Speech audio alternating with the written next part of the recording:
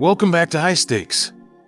Today, we will be discussing the following NCAAF matches that is happening on Wednesday, October 4th, 2023. We will be providing our team, total, and prop picks for the day. Before we get started, please remember to subscribe to our channel and turn on notifications so you don't miss any of our videos. If you want access to our premium picks, you can check out our Patreon page. You can find the link to our Patreon page in the description and comment section below.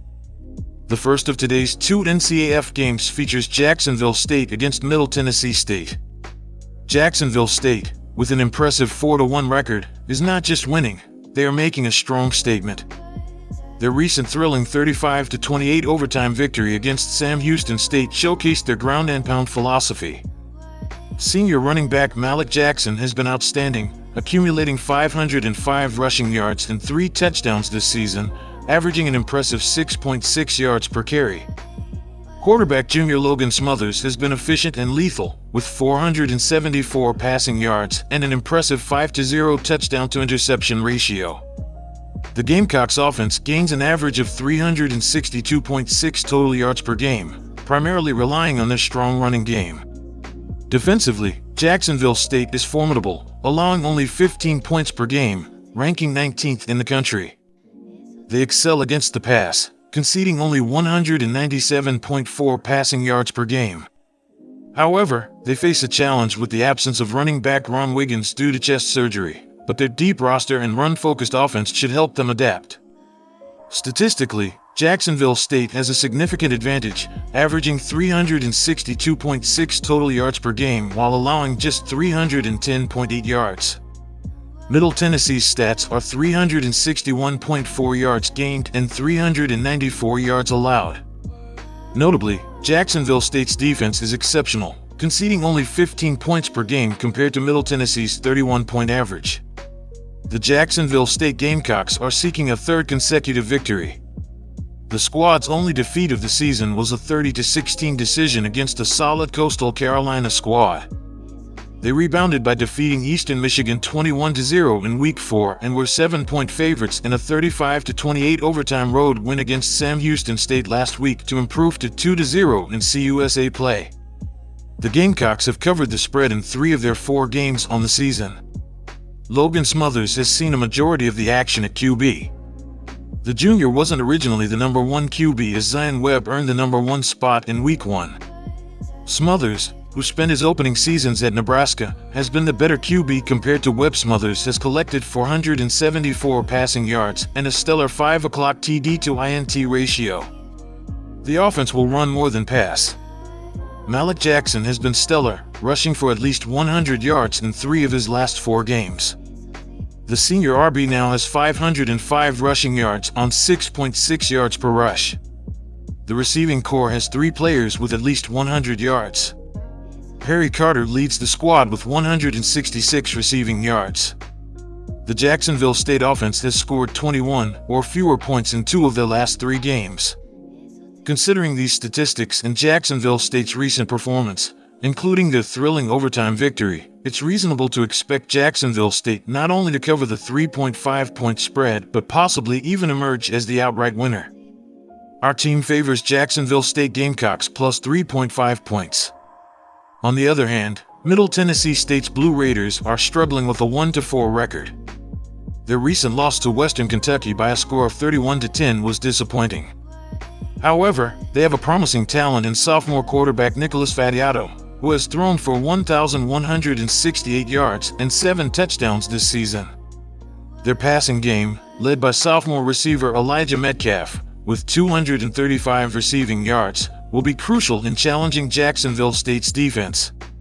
Defensively, Middle Tennessee has been less than stellar, allowing an average of 31 points per game and being particularly vulnerable against the pass, giving up 253.2 passing yards per game.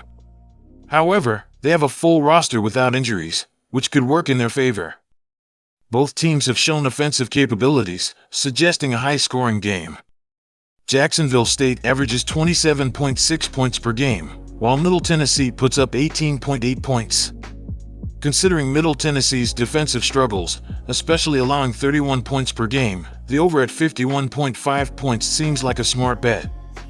Jacksonville State's recent high-scoring game and Middle Tennessee's recent loss by a significant margin indicate the potential for a high-scoring affair. In the second and final NCAAF game scheduled for today, we have Florida International, FIU, facing off against New Mexico State. New Mexico State currently holds a 2-3 overall record for the season, with a 0-1 record in Conference USA games. Their 2 wins came against FCS Western Illinois in Week 2 and a notable victory over in-state rival New Mexico, with a score of 27-17 on Saturday, September 16th. However, in their most recent game, New Mexico State faced a setback, losing 20-17 on Saturday, September 23rd, despite taking a 17-3 lead over Hawaii at halftime. Hawaii came back in the second half to secure the win, with Matthew Shipley hitting a 24-yard field goal at the end of the game. Quarterback Diego Pavia threw for 155 yards on 9-for-15 passing, including 2 touchdowns, without turning the ball over. Pavia also made a significant impact in the ground game, rushing for 97 yards on 12 carries. Star running back Thomas added 38 yards on 9 carries. Pavia has been efficient this season, completing 64% of his passes and throwing for 10 touchdowns with 4 interceptions. He also leads the team in rushing with an impressive average of 5.4 yards per carry, while Thomas shares the same average and has scored 3 touchdowns. Defensively, Keyshawn Elliott leads the Aggies with 32 tackles. The team has forced only 3 turnovers through the season, all from fumble recoveries, and they've recorded 8 sacks. New Mexico State's offense is averaging 29.8 points per game, ranking 65th, with an average of 234 total yards per game, 66th overall, including 202 rushing yards per game, 22nd. On the defensive side, they are allowing 26.4 points per game, 80th, 241 passing yards per game, 90th, and 146 rushing yards per game, 83rd. New Mexico State has a 2-3-1 record against the spread this season, going 1-1 in home games and when favored. The over-under record is 2-3 for their 5 games this season, with the over hitting 2-0 in their home games. Looking ahead to this matchup on Wednesday, it is expected to be a low-scoring game, with both teams aiming to control the clock. New Mexico State is favored in this contest, primarily relying on their strong running attack, which averages over 200 yards per game, led by their dual-threat quarterback and a running back committee.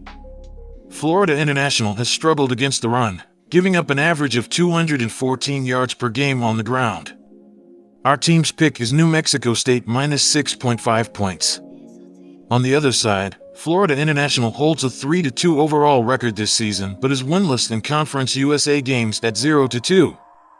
Their season started with a loss to Louisiana Tech in Week 1, followed by 3 consecutive wins. However, their win streak came to an end with a 38-6 loss to Liberty at home on Saturday, September 23rd. Their only score in that game came in the first quarter when Q1 Jenkins found the end zone with a 1-yard rushing score. Jenkins, the starting quarterback for Florida International, also threw for 133 yards on 9-for-21 passing but threw an interception as well. The Panthers struggled on 3rd and 4th downs, going 3-for-12 and 0-for-3, respectively. For the season, Jenkins has a completion rate of just 54%, with 5 touchdowns and 4 interceptions, averaging 200 passing yards per game. Shamara Lawrence leads the team in rushing, averaging 62 yards per game with 2 touchdowns. Defensively, Donovan Manuel is the standout, recording 54 tackles, 14 more than anyone else on the team. E.J. Christian leads the team in interceptions with 2, and the Panthers have collected 8 sacks as a team. Florida International's offense is averaging 21.4 points per game, 107th, with 204 passing yards per game, 97th, and 111 rushing yards per game, 113th. Defensively, they are allowing 25.6 points per game, 74th, 233 total yards per game, 79th, and 214 rushing yards per game, 126th. Florida International holds a 3-2 record against the spread this season, going 2-0 when playing on the road and 3-1 as underdogs. The under has hit in 4 out of their 5 games this season, including 2-0 when playing away. Florida International saw their 3-game win streak snapped as they were clobbered at home by Liberty in their previous game. The Golden Panthers fell to 3-2 on the season overall and are 0-2 in conference play after getting burned by the Flames. Against Liberty, Florida International trailed 14-0 less than 6 minutes into the game and never got closer than 8 the rest of the way. The Golden Panthers trailed 24-6 at the half and 38-6 after 3 quarters before Liberty cruised the rest of the way. Florida International was trounced 520-211 in total offense, allowed 22 first downs while picking up 11 and lost the time of possession by a 33:09 to 26:51 margin in the contest. Those numbers overshadowed that the Golden Panthers forced 3 turnovers while committing 2 in the game. On the year, the Panthers are 97th in the nation in passing offense with 203.6 yards per game through the air and 113th in rushing offense by grinding out 111.6 yards per contest on the ground. Florida International is 107th in the FBS in scoring offense with an average of 21.4 points per game, while they are 75th in scoring defense by allowing 25.6 points per contest. Keywan Jenkins is 59 of 110 passing for 1,000 yards with 5 touchdowns against 4 interceptions while adding 53 yards and 2 scores on the ground. Grayson James is 7 of 17 for 18 yards and an interception plus 26 rushing yards. Shamari Lawrence leads the team on the ground with 53 carries for 312 yards and 2 scores this season. Cajun Owens contributed 29 carries for 164 yards and 3 scores this year. Chris Mitchell leads the team with 23 receptions for 459 yards and 4 touchdowns. Jalen Bracey, 11 catches, 154 yards, TD, and Dean Patterson, 9 grabs, 167 yards, are the other players with over 100 receiving yards this season. Chase Gabriel has hit 13 of 14 extra point attempts and 3 of 4 field goal attempts with a long of 45 this season. Given the extended break since their last games, both teams may experience some rust, leading to a focus on the running game.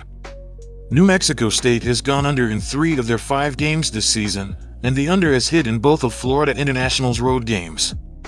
Our total pick is under 51 points. Thank you for watching this video, and don't forget to subscribe and hit the notification bell to stay updated with our daily picks.